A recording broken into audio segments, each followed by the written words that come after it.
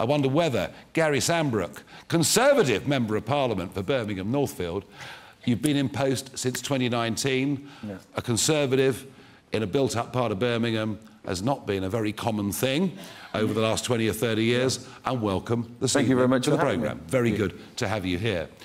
Now, you got in 2019, you were part of that red wall shock, a majority of 80, and you, of course, Gary, sound man, Brexiteer all the way through, and you got elected on this ticket of getting Brexit done.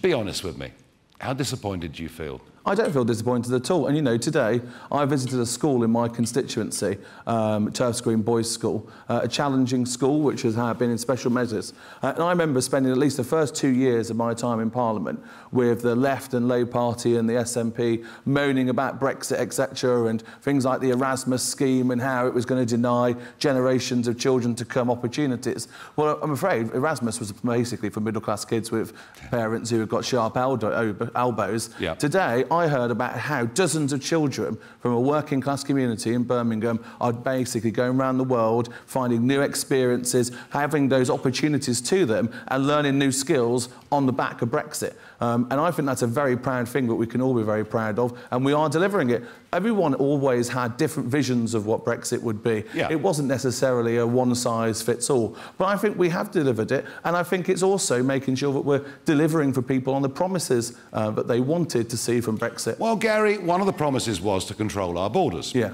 And we have had illegal immigration and indeed legal immigration running at numbers that nobody in this room would have believed even possible just a few years ago.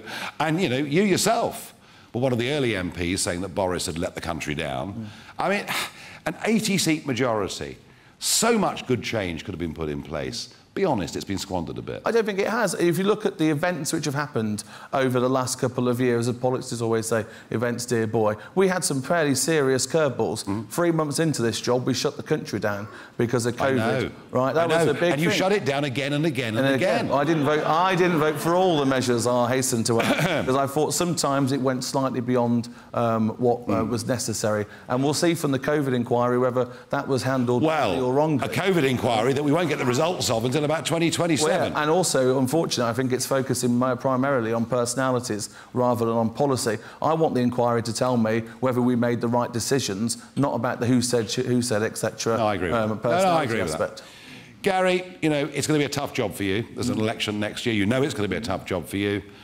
Are the problems that Birmingham local council has been undergoing maybe one thing that could help you? Well, I mean, it's an absolute disgrace what we've seen happen at Birmingham City Council. For months now, we've known that the City Council is bankrupt. And Labour councillors have not been making the tough decisions that they've needed to and been kicking the can down the road. £14 million every month is added onto the debt in Birmingham when they don't make a decision on equal pay. And here we are in December, 4 months after the announcement was made, and we're still not a step closer to making that decision. It's an Could that disgrace. Issue save Gary Sambrook his seat? Well, I don't know, there's something I'm going to campaign on, but also I want to talk about positive things that I've been doing. If you come down to my patch and go to Longbridge, where MG Rovers stood for nearly 100 years, etc., that is a place which is going through massive transformation. The money I've been able to get there, for we're going to get 5,000 jobs on Westworks, and the proudest thing I always look at, because I live around the corner from there, and when I go past it and I walk the dog and I see a new manufacturing unit on that site,